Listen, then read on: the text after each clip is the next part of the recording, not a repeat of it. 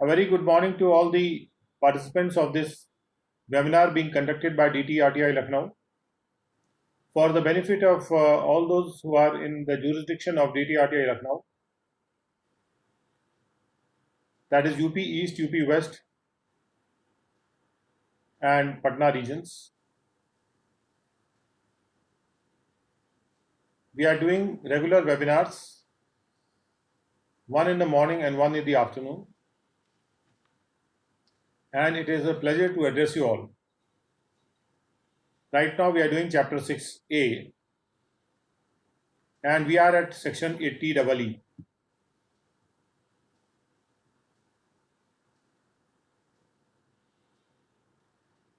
तो section 80EE क्या कहता है? सेक्शन 80EE ये कहता है, और जैसे हम पढ़ते जाएंगे सेक्शन को रीड करेंगे और इसको एनालाइज करेंगे, कोई जल्दबाजी नहीं करनी है, धीरे धीरे समझते हुए पढ़ना है. Section 80EE is deduction in respect of interest on loan taken for residential house property. Residential house property के लिए जो लोन लिया जाता है उस पे जो इंटरेस्ट होता है उस संबंध में ये डिडक्शन है. डिडक्शन का मतलब है घटौती, और ग्रॉस टोटल इनकम से हम ये घटौती करते हैं. जब ग्रॉस टोटल इनकम से चैप्टर 6A की घटौतियां कर दी जाती हैं तो जो राशि आती है उसको टोटल इनकम कहा जाता है.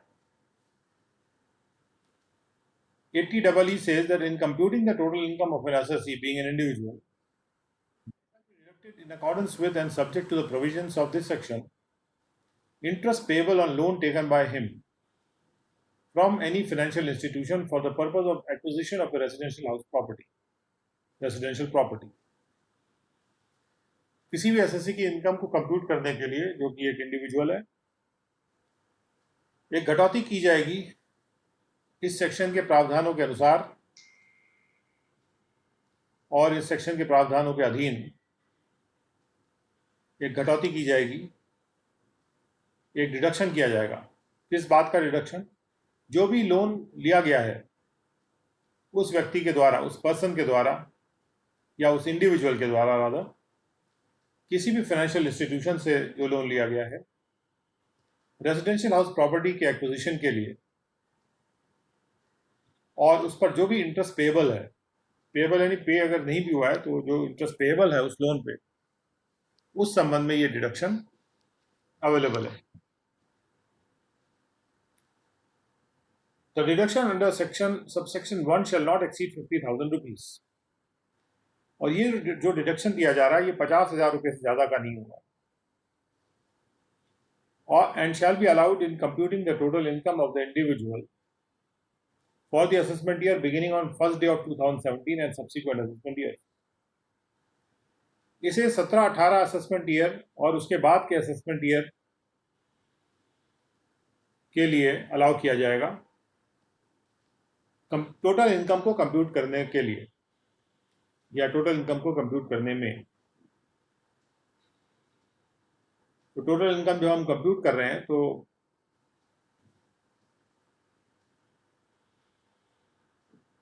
उसमें सबसे पहले हम उनको ग्रॉस कर रहे हैं, टोटल कर रहे हैं, ग्रॉस जितनी भी टोटल इनकम आ रही है उसको टोटल कर रहे हैं, फिर उसमें से डिडक्शन दे रहे हैं.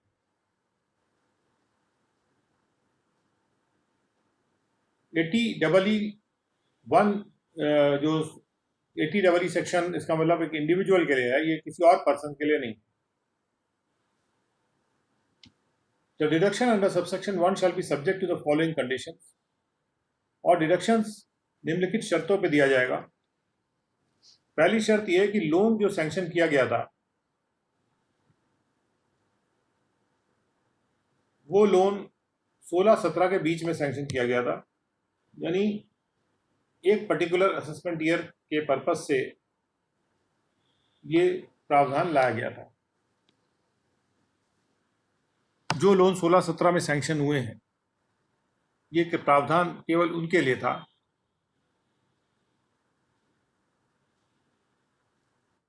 और जो लोन सैंक्शन अमाउंट है रेजिडेंशियल प्रॉपर्टी को एक्वायर करने के लिए मतलब खरीदने के लिए या बनाने के लिए, वो 35 लाख से ज़्यादा का नहीं है। यानी कि छोटे जो रेजिडेंशियल हाउसेज हैं उनके लिए दिया गया था। मतलब जो लोन 35 लाख से ज़्यादा का लोन नहीं है, और जो वैल्यू है रेजिडेंशियल हाउस प्रॉपर्टी की वहाँ जहाँ 50 लाख से ऊपर नहीं है। 50 लाख से ऊपर जो राशि की जब रेजिडेंशियल हाउस प्रॉपर्टी खरीदी जाती है तो उस पर आपने देखा था कि टैक्स भी डिडक्ट होता है सोर्स पे। ये प्रावधान उन हाउस प्रॉपर्टी के लिए है जो कि 50 लाख रुपए से ज़्यादा के नहीं है, यानी छोटे जो मकान होते हैं, बड़े मकानों के लिए नहीं है। और जहाँ तक हम सोचते हैं कि ये 3 बेडरूम वाले हाउसेस के लिए तो नहीं है। The assessee does not own any residential house property on the date of sanction of loan. और जिस दिन में लोन सैंक्शन हुआ उस दिन एसएससी कोई भी हाउस प्रॉपर्टी ओन नहीं करता। और 4 में लिखा गया कि where a deduction under this section is allowed for any interest effort to in subsection 1, deduction shall not be allowed in respect of such interest under any other provision of this act for the same or any other assessment year। जहां पर जिस interest के लिए deduction इस section में दिया गया है तो उसी इंटरेस्ट के लिए इस एक्ट के प्रावधान किसी भी प्रावधान में डिडक्शन नहीं दिया जाएगा। कहने का मतलब ये कि जैसे यहाँ पे डिडक्शन दे दिया तो फिर वो हाउस प्रॉपर्टी में जो डिडक्शन होता है इंटरेस्ट पेबल का वो नहीं मिलेगा, या और भी कोई डिडक्शन अगर इंटरेस्ट का कहीं पे मिल रहा है तो वो भी नहीं मिलेगा। For the purposes of this section financial institution को डिफाइन किया गया है कि फाइनेंशियल इंस्टीट्यूशन एक बैंकिंग कंपनी होती है जो या तो बैंकिंग रेगुलेशन एक्ट में के तहत बनाई गई है या उस पर वो एक्ट अप्लाई करता है, या कोई भी बैंक या बैंकिंग इंस्टीट्यूशन जिसका कि रेफरेंस सेक्शन 51 में इस एक्ट के है, और या फिर हाउसिंग फाइनेंस कंपनी। तो हाउसिंग फाइनेंस कंपनी को अलग से डिफाइन किया गया है कि हाउसिंग फाइनेंस कंपनी एक पब्लिक कंपनी होती है जो कि बनाई जाती है और रजिस्टर होती है इंडिया में, और उसका मुख्य उद्देश्य होता है carrying on the business of providing long term finance for construction of purchase of houses in India for residential purpose उस हाउसिंग फाइनेंस कंपनी का है कि उसको लॉन्ग टर्म फाइनेंस दिलवाना है, लंबे अवधि का लोन। तो इस प्रकार से जो 16-17 के बीच में लोन सैंक्शन किए गए थे उस पर ये डिडक्शन उस वक्त दिया गया। और जैसे मैंने बताया कि कोई भी सेक्शन कभी मरता नहीं है, तो इसलिए हम हर सेक्शन को पढ़ते हैं क्योंकि कई असेसमेंट ईयर्स के लिए वो सेक्शन लागू है।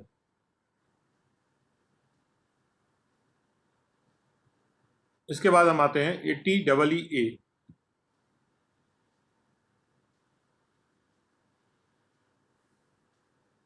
80EE सेक्शन जो है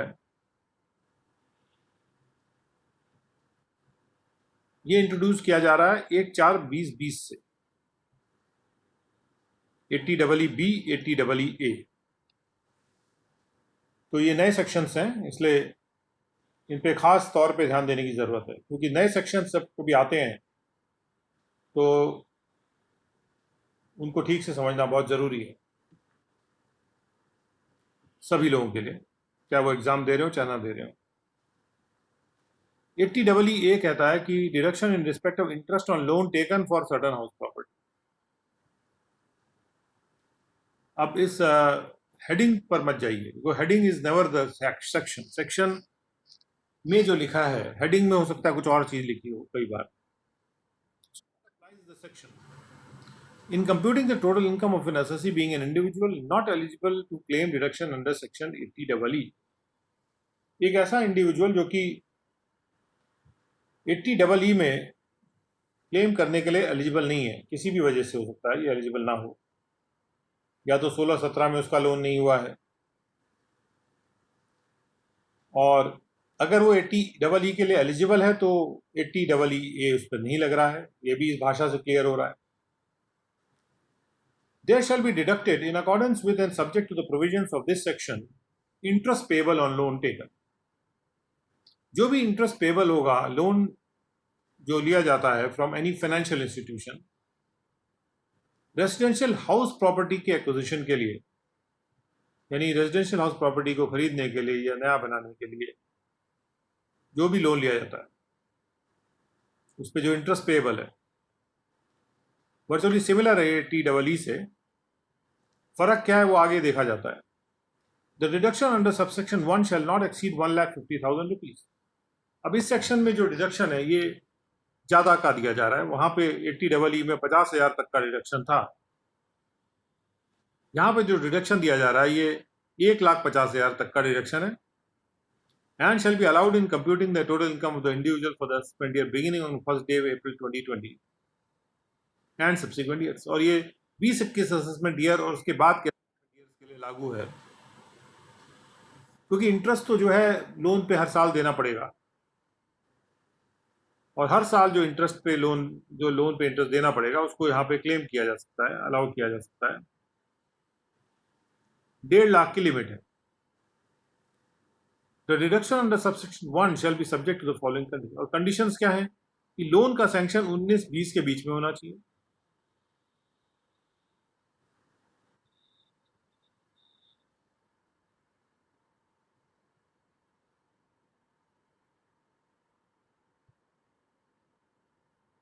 लोन का सैंक्शन 19-20 के बीच में होना चाहिए, जो पीरियड फाइनेंशियल ईयर में आता है उसके बीच में होना चाहिए।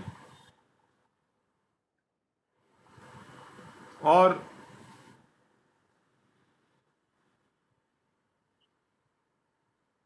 ये जो 2020 अभी लिखा हुआ है इसकी जगह पे 2021 आ जाएगा 1/4/2021 से। तो अगर हम ये कह रहे हैं यहाँ 2020 की जगह 2021 आ जाएगा, इसका मतलब ये है कि ये अगले साल के लिए भी चलेगा, यानी 19 से 21 तक के लोन के लिए चलेगा। यानी अभी भी जो आप लोन ले रहे हैं अगर कोई हाउस प्रॉपर्टी को बनाने के लिए या परचेज करने के लिए तो उस पर भी ये 1-1.5 लाख रुपए का डिडक्शन अवेलेबल।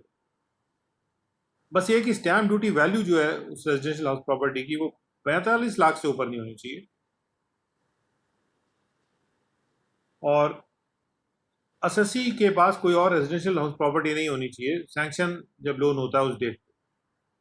तो एक तरह से मंशा ये है कि उन लोगों को ये दिया जाए डिडक्शन जिनके पास जो कोई रेजिडेंशियल हाउस प्रॉपर्टी ओन नहीं करते, ऐसे इंडिविजुअल। शायद गवर्नमेंट की थिंकिंग हो सकती है कि हर इंडिविजुअल को हम चाहते हैं कि वो एक रेजिडेंशियल हाउस प्रॉपर्टी उसके पास हो, तो जहां पर वो जिसके पास एक भी प्रॉपर्टी है वो दूसरे प्रॉपर्टी के लिए अगर लोन लेता है तो उसको ये डिडक्शन उपलब्ध नहीं है। और यहाँ पे जो नंबर 2 में कहा जा रहा है स्टैम्प ड्यूटी वैल्यू, तो इसके मुकाबले में 80EE में जो हमने देखा था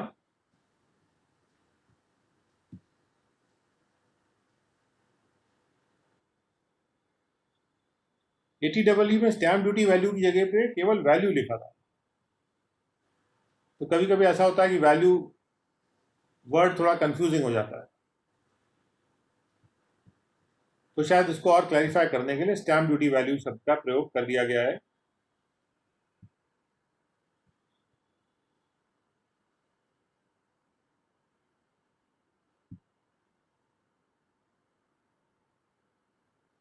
stamp duty value of residential house property 45 lakh, पहले 50 लाख का वैल्यू का था, अब ये स्टैम्प ड्यूटी वैल्यू लिखा गया तो उसको 45 लाख कर दिया गया। उसके बाद where deduction under this section is allowed for any interest refer to in subsection 1। जो भी इंटरेस्ट का रेफरेंस सबसेक्शन 1 में आ रहा है अगर इस सेक्शन में इस संबंध में डिडक्शन अलाउ कर दिया जाता है तो deduction shall not be allowed in respect of such interest under any other provision of this act. तो डिडक्शन किसी और प्रोविजन में नहीं मिलेगा इस एक्ट के, या तो उसी असेसमेंट ईयर के लिए या किसी और असेसमेंट ईयर के लिए भी नहीं मिलेगा।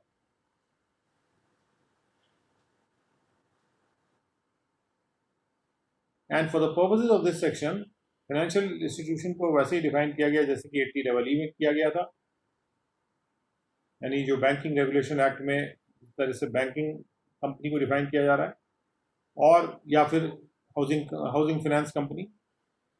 और जो स्टैम्प ड्यूटी वैल्यू एक्सप्रेशन है, इसका जो डेफिनेशन दिया जा रहा है वो ये है कि वैल्यू अडॉप्टेड और असेस्ड और accessible by any authority of the central और द स्टेट गवर्नमेंट। जो वैल्यू असेस की जाती है सेंट्रल या स्टेट गवर्नमेंट की अथॉरिटी के द्वारा स्टैम्प ड्यूटी के पेमेंट के लिए इन respect of N immovable property, किसी भी इमूवेबल प्रॉपर्टी के रिस्पेक्ट। तो इस प्रकार से यहाँ पे ये बात क्लियरली आ रही है कि जो चेंज लाया गया है तो यहाँ पे कि फॉर द सेम और एनी अदर असेसमेंट ईयर, यानी कि एक बार इंटरेस्ट का डिडक्शन इस सेक्शन में मिल गया तो वो डिडक्शन, उसी इंटरेस्ट का कोई भी डिडक्शन किसी और प्रावधान में नहीं मिलेगा इस एक्ट के तहत।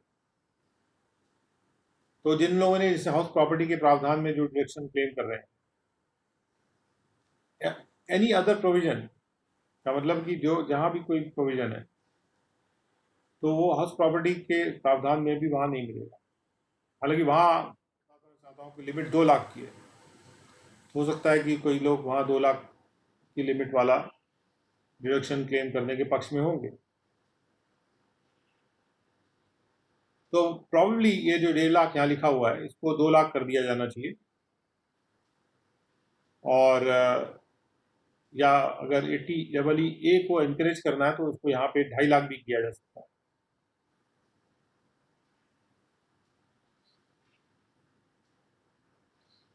और मैं समझता हूँ कि ये जब हम कह रहे हैं कि डिडक्शन किसी और सेक्शन में नहीं दिया जाएगा तो वहाँ पर सेक्शन 24 का डिडक्शन शायद अलाउ कर दिया जाना चाहिए। But these are matters to be considered by our legislature. At present जो कंडीशन है, सिचुएशन है सेक्शन की, मैंने दिखाई है आपको। अब आते हैं नेक्स्ट सेक्शन पे, 80EE बी। ये भी 80EE भी बहुत ही ताज़ा तरीन सेक्शन है, बिल्कुल अभी 1/4/2020 से एप्लीकेबल हुआ है। और ये बहुत ही इंटरेस्टिंग सेक्शन है। In computing the total income of an assessee being an individual, there shall be deducted in accordance with and subject to the provisions of this section interest payable on loan. जो loan लिया जाता है from any financial institution for the purpose of purchase of an electric vehicle. Electric vehicles का, अब आप जानते हैं कि पूरा विश्व इलेक्ट्रिक व्हीकल्स की तरफ जा रहा है, और दूसरी ओर इलेक्ट्रिक व्हीकल्स की चार्जिंग के लिए सोलर चार्जिंग की तरफ भी जा रहा है।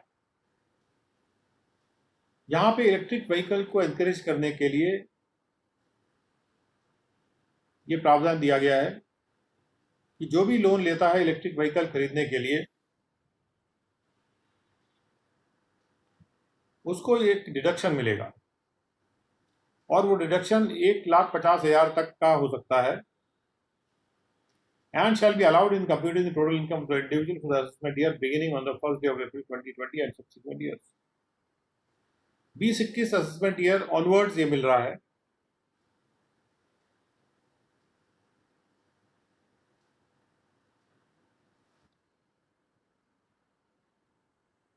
तो ये जो प्रावधान है ये 2021 असेसमेंट ईयर से मिलना शुरू हो गया है, और इसका मतलब 19-20 ईयर में जिन्होंने भी ये लोन लिया होगा उस पर जो भी इंटरेस्ट दिया होगा that was available to them for deduction. और ये जो डिडक्शन है it shall be subject to the condition that the loan sanction होना चाहिए 19 से और 23 के बीच में, यानी कि अभी ये 19-20, 20-21, 21-22, 22-23 4 साल के लिए एप्लीकेबल किया गया है, और परहैप्स अगर जरूरत पड़ी तो आगे ये बढ़ाया जाएगा। यदि कोई व्यक्ति जाके लोन, इंडिविजुअल होना चाहिए, इंडिविजुअल एक लोन लेता है, कंपनीज के लिए नहीं है ये, इंडिविजुअल अगर लोन लेता है और लोन लेके इलेक्ट्रिक व्हीकल खरीदता है, उससे वो इंटरेस्ट उसका देता है लोन का, तो इंटरेस्ट जो पेएबल है that is available for deduction here. इसका मतलब अगर आप 30% ब्रैकेट में हैं तो you can save 50,000 in taxes here. 50,000 की सेविंग टैक्स में की जा सकती है by purchase of electric vehicle.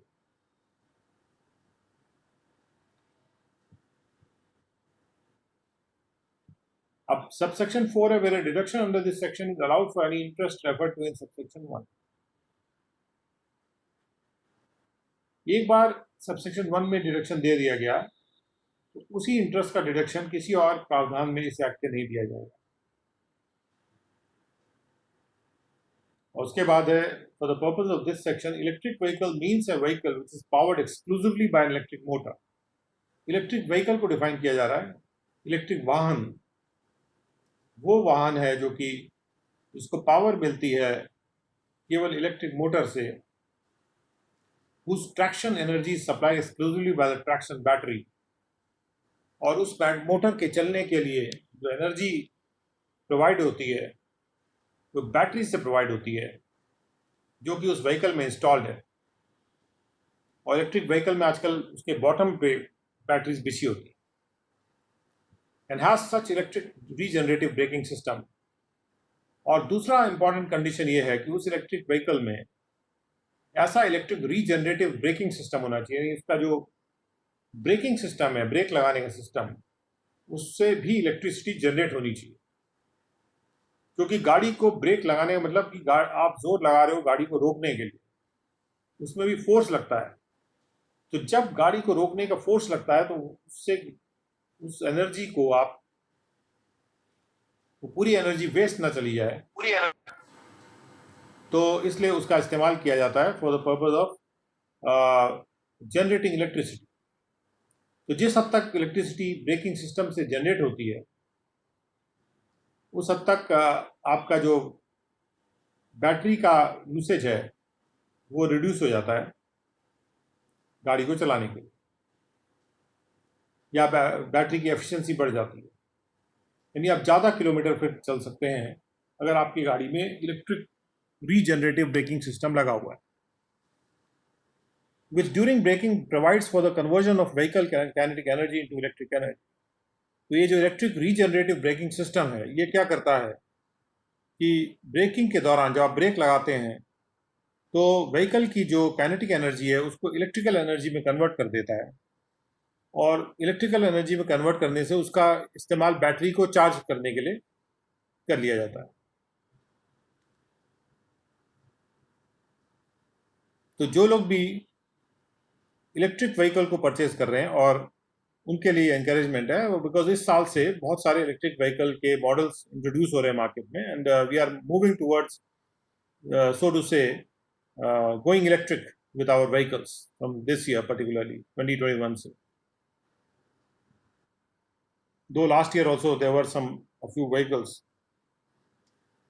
और इसमें कोई जरूरी ऐसा नहीं है कि कोई कार हो, this is applicable to even scooters, क्योंकि बस स्कूटर में वो इलेक्ट्रिक रीजनरेटिव ब्रेकिंग सिस्टम होना चाहिए, दैट इज इम्पोर्टेंट।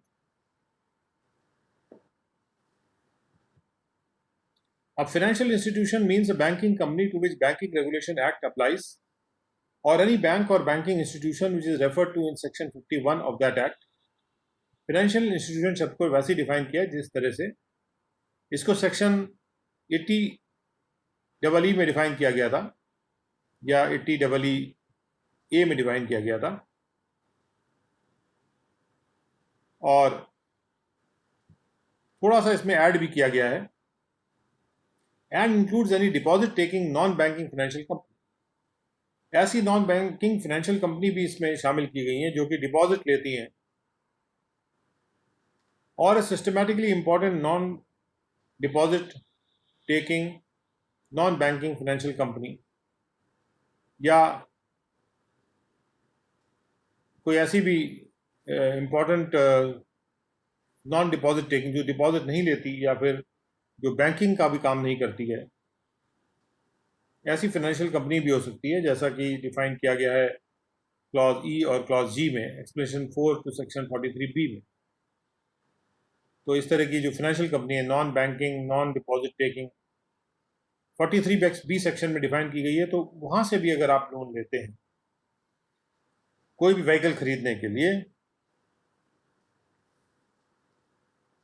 जो इलेक्ट्रिक व्हीकल है, जो इलेक्ट्रिक मोटर से पावर होता है, और इलेक्ट्रिक मोटर को एनर्जी ट्रैक्शन बैटरी से मिलती है जो कि उसी व्हीकल में इंस्टॉल्ड होती है।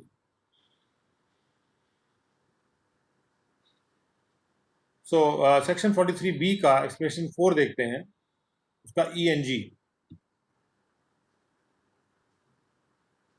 सेक्शन 43B है, उसका एक्सप्लेनेशन 4 देखते हैं, और एक्सप्लेनेशन 4 में हम जाके E और G में जाएंगे। जी जो है systematically important non deposit taking non banking financial company को यहाँ डिफाइन किया गया है।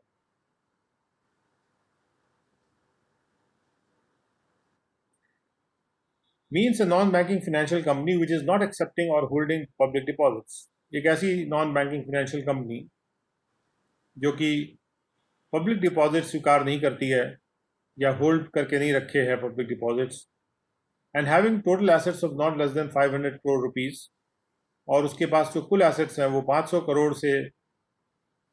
करोड़ या उससे ज़्यादा के हैं as per the last audited balance sheet, और उसका registration Reserve Bank of India के साथ किया गया है under the provisions of Reserve Bank of India act.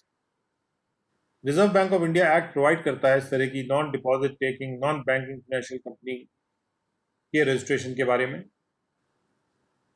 जो ना तो डिपॉजिट लेती है ना बैंकिंग का कोई काम कर रही है।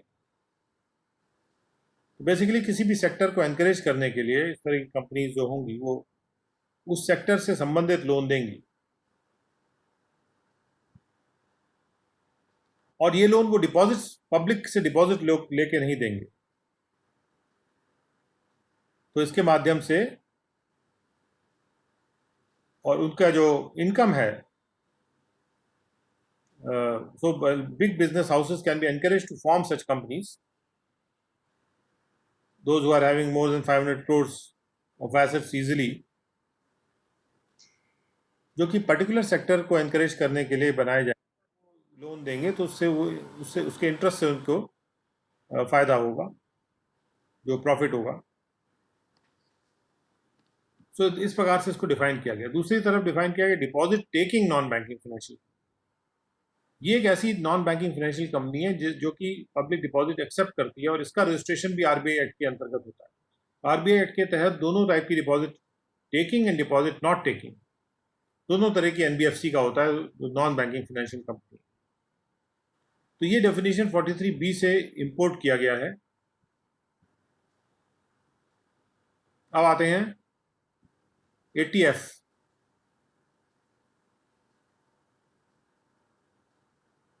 So ATF has been removed, it has been completely omitted.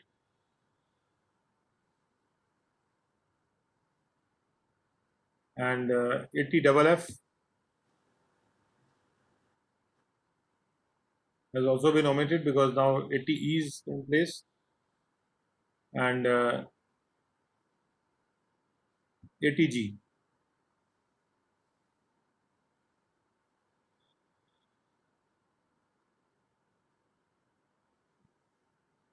ATGs को पढ़ते हैं, देखते हैं कि इसमें क्या कहा जा रहा है।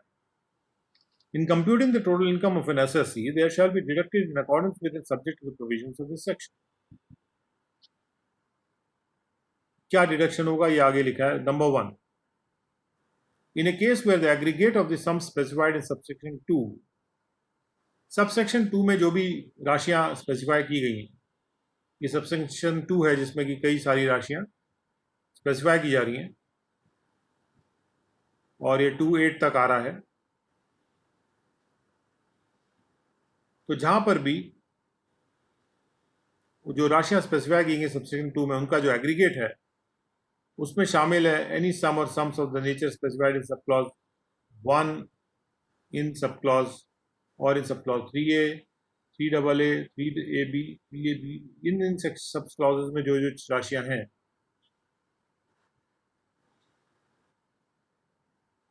उस केस में an amount equal to the whole of the sum, पूरी राशि जो है, or as the case may be, sums of such nature plus 50% of the balance of such aggregate.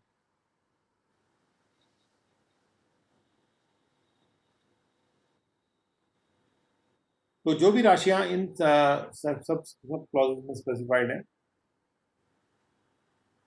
जहां उनका जो where the aggregate of the sum specified, aggregate में ये सारी राशियां अगर शामिल हैं,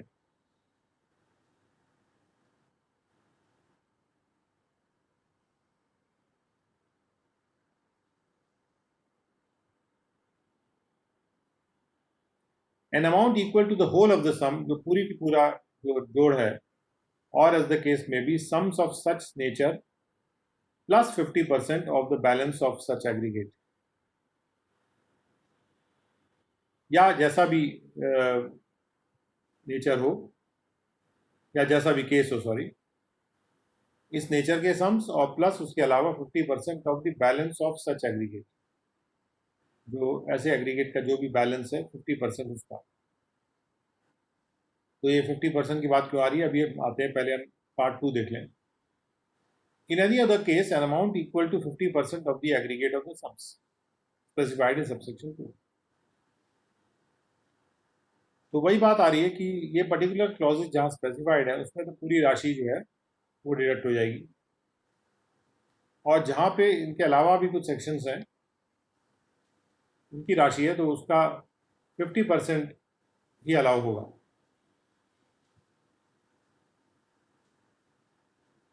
तो देखते हैं कि ये सबसेक्शन 2 आ रहा है। सबसेक्शन 2 में जहाँ पर भी ये क्लॉजेज हैं आपको बस देखते आना है, 1 के बाद 2 नहीं है जैसे, तो 3A और 3AA और 3AB 3B 3 वाले जितने हैं,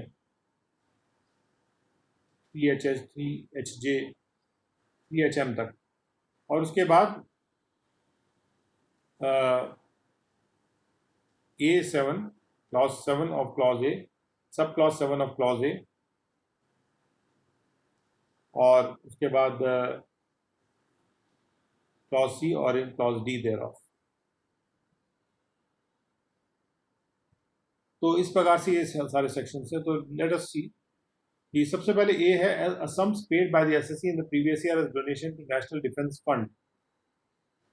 ऐसे ही जवाहरलाल नेहरू मेमोरियल फंड है जो कि ऊपर इंक्लूडेड नहीं है। तो 3 जैसे हम आते हैं तो 3 में दिखाई पड़ रहा है drought relief fund, prime minister national relief fund, ये 100% रिडक्शन वाले हैं। Prime minister citizen assistance and relief care, जिसको बोलते हैं केयर फंड, जो अभी आजकल कोविड में भी काफ़ी यूज़ हो रहा है। Prime minister Armenia earthquake relief fund, और एक केयर फंड की जो बात है वैसे भी 1/4/2020 से लागू हुई है। इसको ऑर्डिनेंस नंबर 2 ऑफ 2020 के द्वारा लागू किया गया है। उसके बाद prime minister Armenia earthquake relief fund, ये सारे 100% वाले हैं। 3B Africa public contribution fund, national children's fund, Indira Gandhi memorial trust, जिसका deed of declaration was registered in Delhi on 21 February 85। उसके बाद 3D है राजीव गांधी फाउंडेशन, जो 91 में रजिस्टर हुआ था। National foundation for communal harmony, university और any educational institution of national eminence may be approved by the prescribed authority. तो जो भी अप्रूव्ड नेशनल एमिनेंस का एजुकेशनल इंस्टीट्यूशन है उसको भी अगर कोई डिपॉजिट फंड दिया जाता है तो that is also 100% exempt under section 80G। यानी उतनी राशि पे कोई बिना टैक्स के वो राशि रहेगी, because you have given it away for a particular good cause. Maharashtra chief minister's relief fund, उसके बाद any fund setup bye the state government of Gujarat earthquake victims के लिए था। जिला साक्षरता समिति, जो कि डिस्ट्रिक्ट में कॉन्स्टिट्यूट की जाती है under chairmanship of the collector of that district for the purpose of improvement of primary education villages and towns in such district and for literacy and post literacy activities। तो ऐसी activities जो कि इसमें town word का जो meaning है, means a town which has a population not exceeding 1 lakh population according to पिछला census जो था, लास्ट प्रीसीडिंग सेंसस, जिसकी रेलेवेंट फिगर्स पब्लिश की जा चुकी हैं first day of the previous year पे।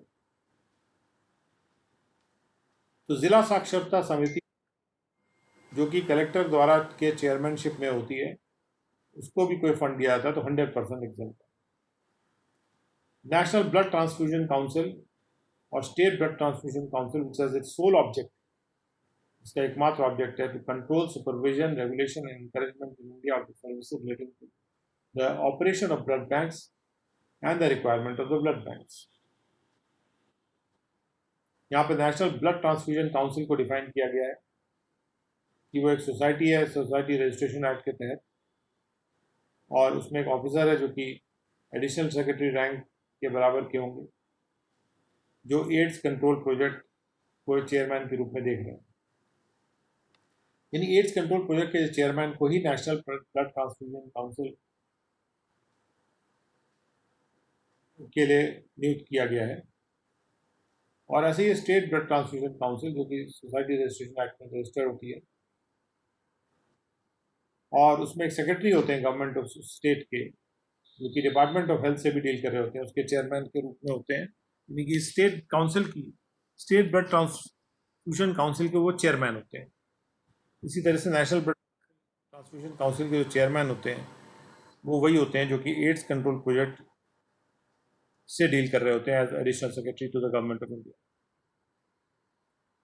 Any fund which is set up by state government to provide medical relief to the poor, गरीबों को मेडिकल रिलीफ देने के लिए कोई फंड अगर स्टेट गवर्नमेंट सेटअप करता है, आर्मी सेंट्रल वेलफेयर फंड या Indian naval benevolent fund, air force central welfare fund, ये तीनों जो सेना के हमारे अंग हैं उनके वेलफेयर फंड हैं, established by the armed forces of the union for the welfare of the past and present members of such forces, forces के पहले के और मौजूदा मेंबर्स के लिए और उनके डिपेंडेंट्स के वेलफेयर के लिए बनाया गया, कल्याण के लिए बनाया गया। Andhra Pradesh chief minister cyclone relief fund, national illness assistance fund, chief minister's relief fund और the lieutenant governor's relief fund in respect of any state और union territory as the case में भी। और ये जो चीफ मिनिस्टर रिलीफ फंड है या lieutenant governor का रिलीफ फंड है, लेफ्टिनेंट गवर्नर चूंकि हमारे यूनियन टेरिटरीज में होते हैं, provided that such fund is the only fund of its kind established in the state or the union territory as the case may be। ये एकमात्र fund अगर है, इस तरह का कोई और फंड नहीं है, तो इसमें डिपॉजिट पे डिडक्शन मिलेगा under the overall control of the chief secretary. और ये फंड जो है सेक्रेटरी जो है या डिपार्टमेंट ऑफ फाइनेंस जो है स्टेट का या यूनियन टेरिटरी का, उसके जो हेड है उनके ओवरऑल कंट्रोल में होगा, या तो चीफ सेक्रेटरी के या फिर डिपार्टमेंट ऑफ फाइनेंस के। And it will be administered in such a manner as may be specified by the state government और द लेफ्टिनेंट गवर्नर। इसके एडमिनिस्ट्रेशन के लिए जो रूल्स हैं वो स्टेट गवर्नमेंट या लेफ्टिनेंट गवर्नर बना सकते हैं। ऐसे ही national sports fund, national cultural fund, fund for technology development and application set up by the central government, national trust for welfare of persons with autism, cerebral palsy, mental retardation, multiple disease, इसको आपने पहले भी देखा था। ऐसे स्वच्छ भारत कोष है, उसमें भी जो भी पेमेंट किया जाता है दैट इज डिडक्टेबल 100%।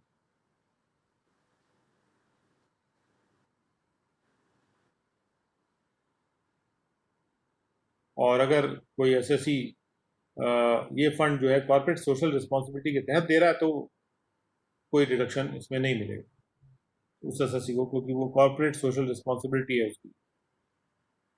और उसके बाद क्लीन गंगा फंड जो कि सेंट्रल गवर्नमेंट ने सेटअप किया है, जहाँ पे सच एसएससी इज अ रेसिडेंट, जो भी एसएससी है, नॉन रेजिडेंट्स के लिए नहीं है, and such sum is other than the sum spend by the assessee in pursuance to corporate social responsibility. इसमें भी जो कॉर्पोरेट सोशल रिस्पॉन्सिबिलिटी उसको बाहर रखा गया, क्योंकि वो तो वैसे भी अदा करनी है उनको रिस्पॉन्सिबिलिटी कंपनीज को। National fund for control of drug abuse, ये सारे फंड हैं। Any other fund or any institution to which this section applies and the local authority to be utilized, or the government or any local authority to be utilized for any charitable purpose other than purpose of promoting family planning। Family planning के अलावा कोई सी और charitable purpose के लिए जो पैसा government या local authority को दिया जाता है। Authority constituted in India by or under any law enacted either for the purpose of dealing with and satisfying the need for housing accommodation, किसी ऐसे अथॉरिटी को पैसा दिया जाता है जो कि इंडिया में कॉन्स्टिट्यूटेड है किसी लॉ के तहत जिसको इनेक्ट किया था, या तो हाउसिंग अकोमोडेशन की नीड को सेटिस्फाई करने के लिए, उसको डील करने के लिए, या सिटीज, टाउन्स और विलेजेस को डेवलप करने के पर्पज से। उसके बाद कोई भी फंड अगर किसी ऐसे कॉर्पोरेशन को दिया जाता है जिसका रेफरेंस सेक्शन 1026 में, और कोई फंड जो किसी गवर्नमेंट को दिया जाता है, किसी लोकल अथॉरिटी, इंस्टीट्यूशन या एसोसिएशन को दिया जाता है, जिसका अप्रूवल सेंट्रल गवर्नमेंट ने किया है for the purpose of family planning, तो फैमिली प्लानिंग को चूंकि अलग रखा गया है। उसके बाद any sums which are paid by the assessee in the previous year as donations, जो सम्स डोनेशंस के रूप में पे किए जाते हैं फॉर रेनोवेशन और repair of any such temple, mosque, gurdwara, ये इसमें सब में 50% का रिडक्शन है। मॉस्क, गुरुद्वारा, चर्च और other place as is notified by central government official gazette to be historic, जो कि ऐसे हैं जिनको कि नोटिफाई किया गया है, ऐसे टेम्पल, मॉस्क, गुरुद्वारा जिनको हिस्टोरिक, आर्कियोलॉजिकल या आर्टिस्टिक इंपॉर्टेंस का कहा गया है।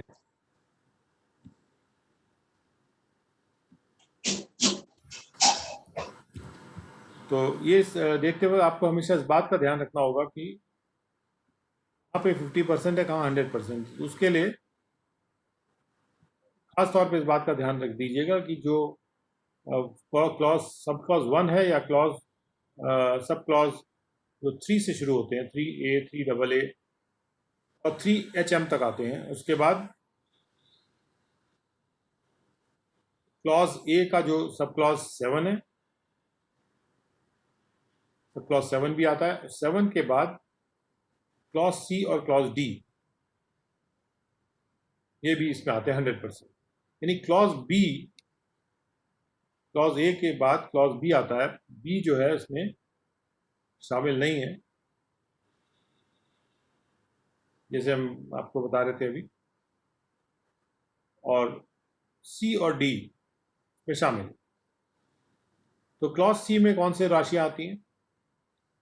कोई भी एसएससी जो राशियां पे करता है, जो कि एक कंपनी है, donations to the Indian Olympic Association या किसी और एसोसिएशन, इंस्टीट्यूशन जो कि इंडिया में एस्टैब्लिश्ड है, इसको नोटिफाई किया गया है for development of infrastructure for sports and games and for sponsorship of sports and games. जिस जिस इंस्टीट्यूशन को भी इसके लिए नोटिफाई किया गया है, उसको अगर कोई फंड कोई कंपनी देती है तो उस कंपनी को ये डिडक्शन मिल रहा है 100% का। Any sums paid by the SSC during the period 2001 and 2001, जनवरी सितंबर के बीच की बात है इसमें, जो अर्थक्वेक आ गया था गुजरात में, उसके संबंध में है। तो स्पोर्ट्स को एनकरेज करने के लिए 100% रिडक्शन है। जो हिस्टोरिक, आर्कियोलॉजिकल इंपॉर्टेंस के जो टेम्पल्स वर्शिप हैं, वो उनके लिए 50% है। और जहाँ पे फैमिली प्लानिंग को प्रमोट करना है, उसके लिए भी 100% का रिडक्शन है, जो 7 क्लॉज ऊपर लिखा गया था। 1026 में क्या है वो एक बार देख लेते हैं। कौन सा कॉर्पोरेशन है जो 1026 में मेंशन्ड है?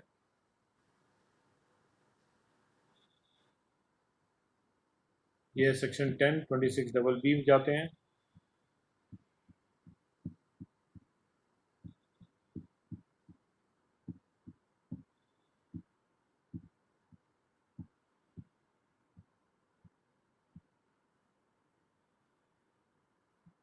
बी, ये कौन सा कॉर्पोरेशन है? कोई ऐसा कॉर्पोरेशन जो कि सेंट्रल गवर्नमेंट या स्टेट गवर्नमेंट के द्वारा एस्टेब्लिश किया गया है माइनॉरिटी कम्युनिटी के इंटरेस्ट को प्रमोट करने के लिए। तो जो भी ऐसा कॉर्पोरेशन है जो कि सेटअप किया गया है सेंट्रल गवर्नमेंट या स्टेट गवर्नमेंट के द्वारा माइनॉरिटी कम्युनिटी, और माइनॉरिटी कम्युनिटी वर्ड का जो डेफिनेशन है, इसका मतलब है जो कम्युनिटी नोटिफाई की जाती है as a minority community by the central government in the official gazette. तो ऑफिशियल गैजेट में ये नोटिफिकेशन होता है कि कौन सी कम्युनिटी माइनॉरिटी कम्युनिटी में आती है। ये हो गया 26 का मीनिंग हो गया। We are still in 80G।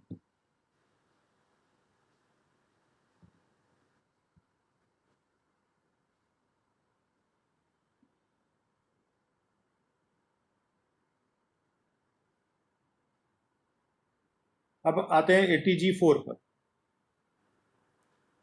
where the aggregate of the sums referred to in subclauses 4, 5, 6, 6, 7 of clause A and in those sums referred to in clause B and C of subsection 2 exceeds 10% of the income. जो राशियां in aggregate में, इन sections में gross total income से 10% को exceed कर जाती हैं, as reduced by any portion thereof on which income tax is not payable. Gross total income में से वो राशि हटा के जिस पे इनकम टैक्स पेएबल नहीं है,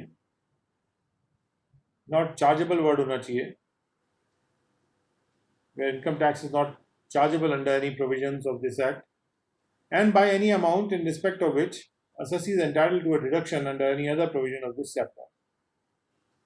या उस राशि को भी घटा के जो डिडक्शन इस चैप्टर में मिल रहा है, यानी ग्रॉस टोटल इनकम में से हमको पहले तो वो राशि घटानी जिस पे इनकम टैक्स चार्जेबल नहीं है, या सॉरी इनकम टैक्स पेएबल नहीं है।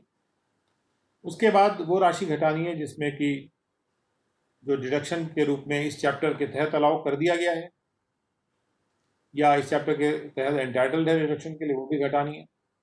उसके बाद जो ग्रॉस टोटल इनकम आती है उसके 10% से ज़्यादा अगर हो जाता है, then the amount is in excess of 10% shall be ignored. तब 10% से ऊपर का जो अमाउंट है वो इग्नोर कर दिया जाएगा for the purpose of computing the aggregate of the sums in respect of which deduction is to be allowed. तो टोटल करने के लिए जिन पे डिडक्शन सबसेक्शन 1 में देना है, वो जो 10% से ऊपर की राशि है वो उसको इग्नोर कर दिया जाएगा। अब आते हैं subsection 5। This section applies to donations to any institutions or fund referred to in subclause 4 of clause A,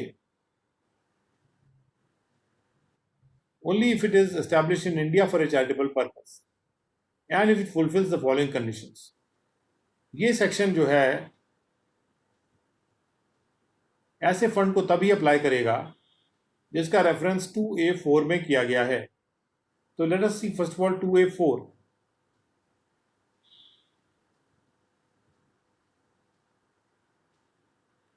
to A four है any other fund or any institution to which this section applies.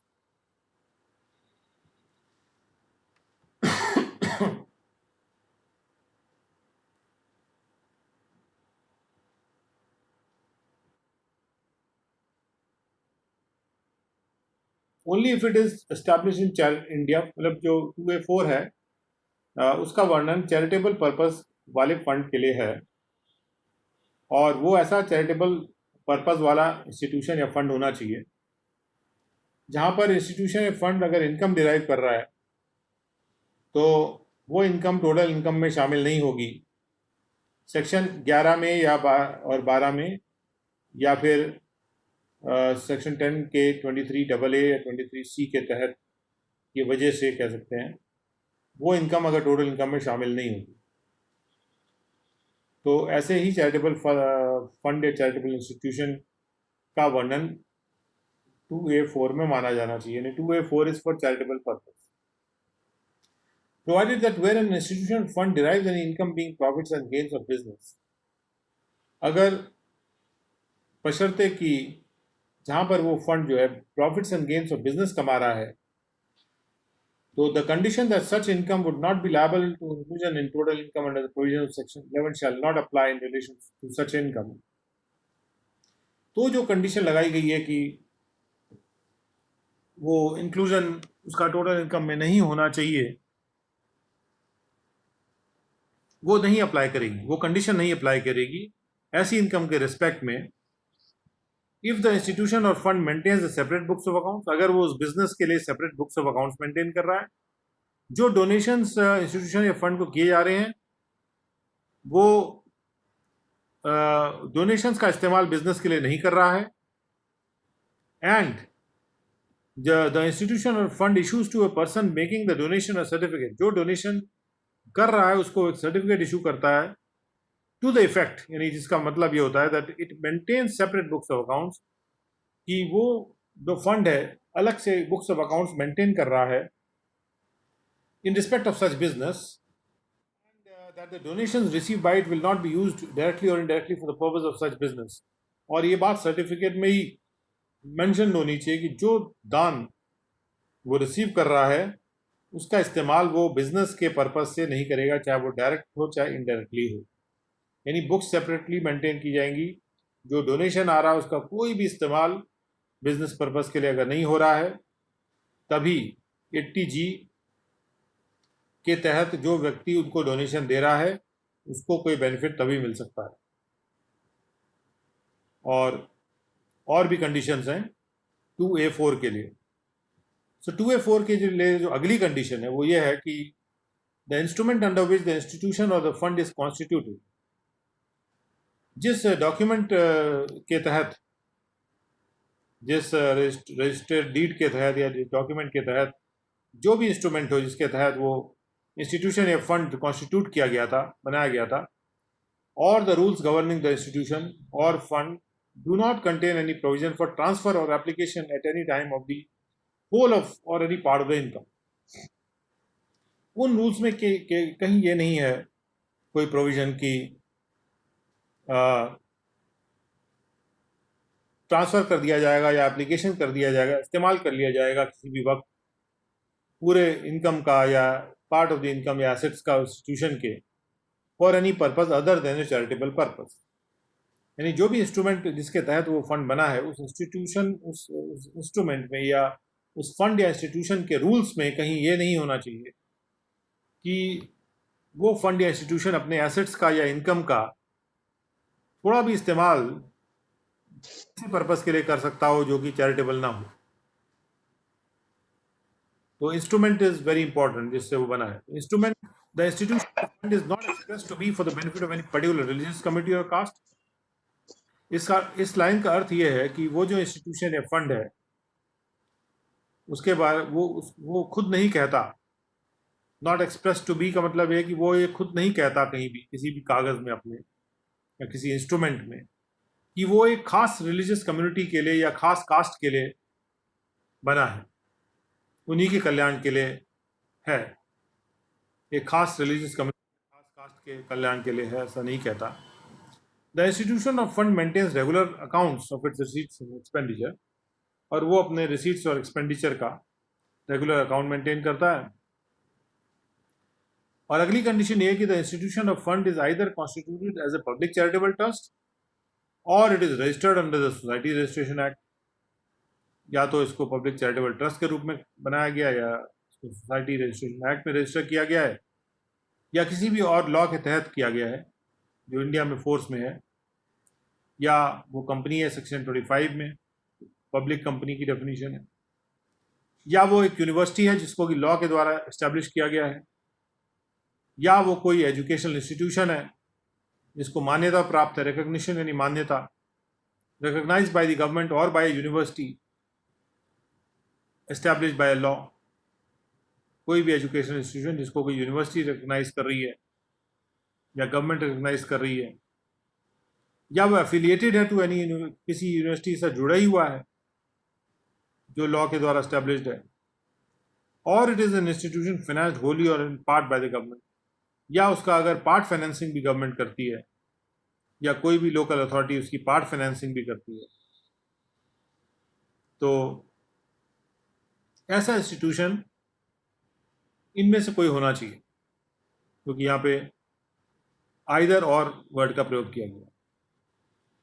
और इन relation to donations जो कि 92 मार्च 31 के बाद किए जाते हैं, तो उस संबंध में ये जो इंस्टीट्यूशन या फंड है it is approved by the principal commissioner और द कमिश्नर, और टाइम बीइंग अप्रूव्ड बाय जो आ रही है बात, पहले यहाँ लिखा था approved by the commissioner in accordance with the rules made in this behalf, और अब यहाँ पे with effect from 1/6/2020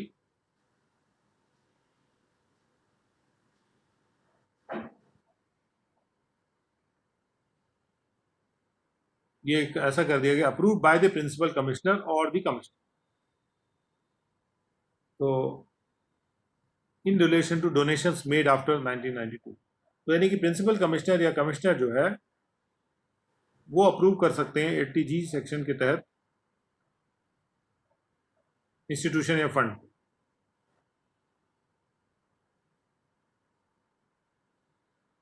And where any institution or fund had been approved under clause 6 for the previous year beginning on 7 and ending on 8, such institution or fund shall, for the purpose of this section and notwithstanding anything contained in the proviso to clause 15 of subsection 2, be deemed to have been established for charitable purpose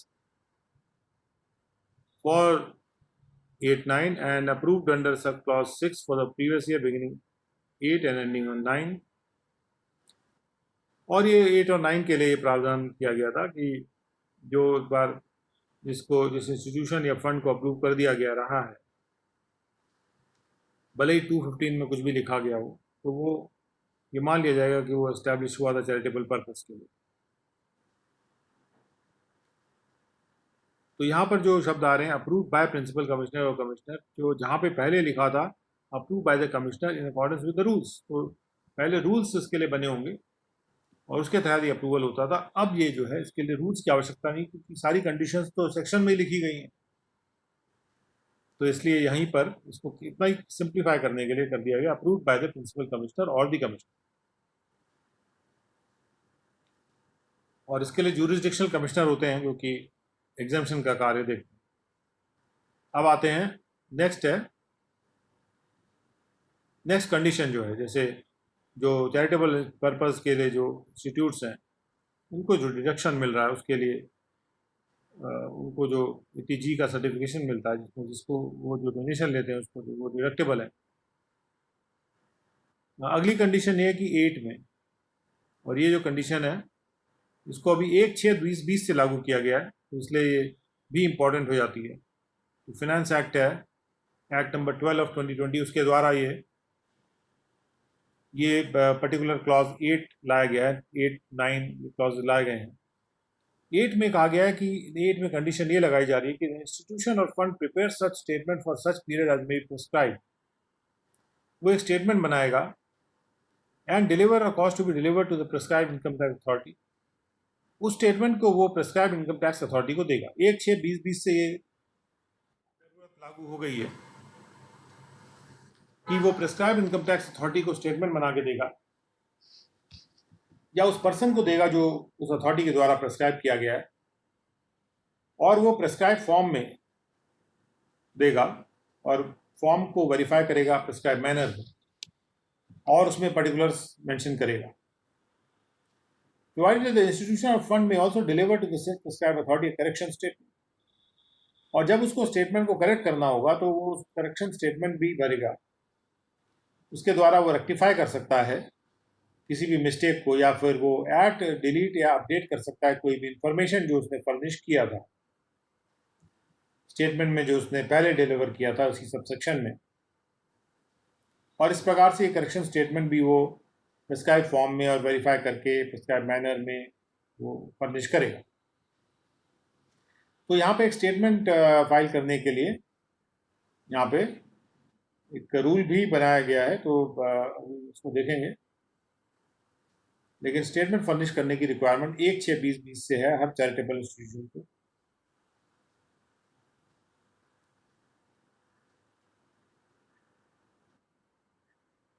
उसके बाद 9 में आ रहा है, तो institutional fund furnishes to the donor certificate, जो भी donor है उसको वो सर्टिफिकेट देगा specifying the amount of donation, जिसमें वो डोनेशन के अमाउंट को स्पेसिफाई करेगा, and in such manner containing such particulars and within such time from the date of receipt of donation. Donation मिलने के प्रिस्क्राइब टाइम के अंतर्गत वो डोनर को सर्टिफिकेट देगा। Provided that the institution or the fund referred to shall make an application in the prescribed form and manner to the principal commissioner or commissioner for grant of approval। और बशर्ते ये कि इन conditions के बाद एक शर्त लगा दी गई है कि जो क्लॉज 6 है, यानी कि जो सेक्शन 2 का सबसेक्शन 2 का जो क्लॉज 6 है जो जो भी इंस्टीट्यूशन या फंड उसमें रेफर्ड है, मैंने जिसकी बात हो रही है यहाँ पे, वो एक एप्लीकेशन करेगा प्रिस्क्राइब फॉर्म में प्रिंसिपल कमिश्नर या कमिश्नर को फॉर ग्रांट ऑफ अप्रूवल देने के, और where the institution of fund is approved under clause 6 as it stood immediately before its amendment by Finance Act 2020, अगर वो पहले से अप्रूव्ड है क्लॉज 6 में, तो वो ये एप्लीकेशन वो करेगा within 3 months from the date on which this proviso has come into force. ये प्रोवाइजो जब फोर्स में आ गया, यानी 1 अप्रैल 2020, 1 जून 2020 से, जो यहाँ पे डेट लिखी है 1 जून 2020, और 1 जून 2020 से वो फोर्स में आ गया, तो उसके 3 महीने के अंतर्गत, यानी 1/6 का 3 महीने हो गए 7, 8, 9, 19,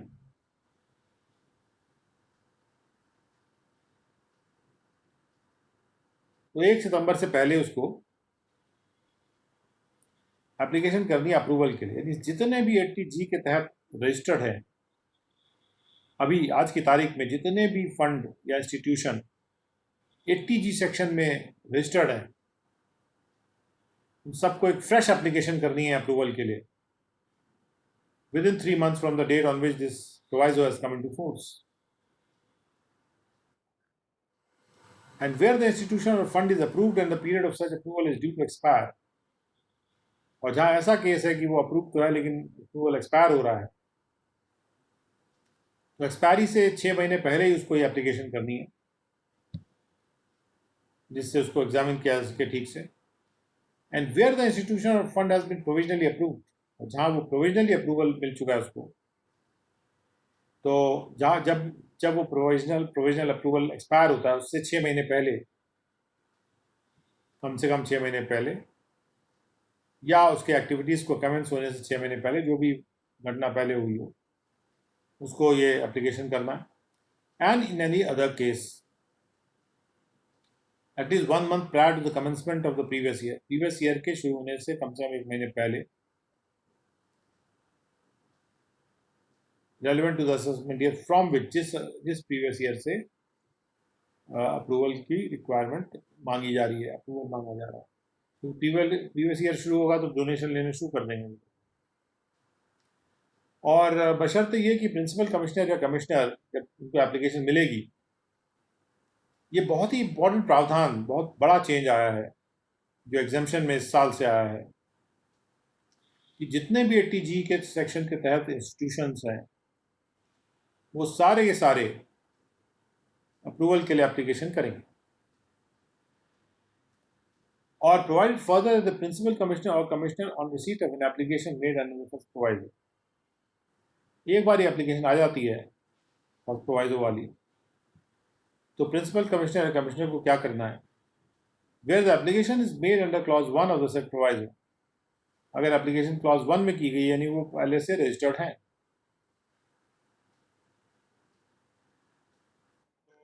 ही शैल पास एन ऑर्डर इन राइटिंग, वो एक ऑर्डर पास करेंगे राइटिंग में, ग्रांटिंग इट अप्रूवल, उसको अप्रूवल देते हुए for a period of 5 years।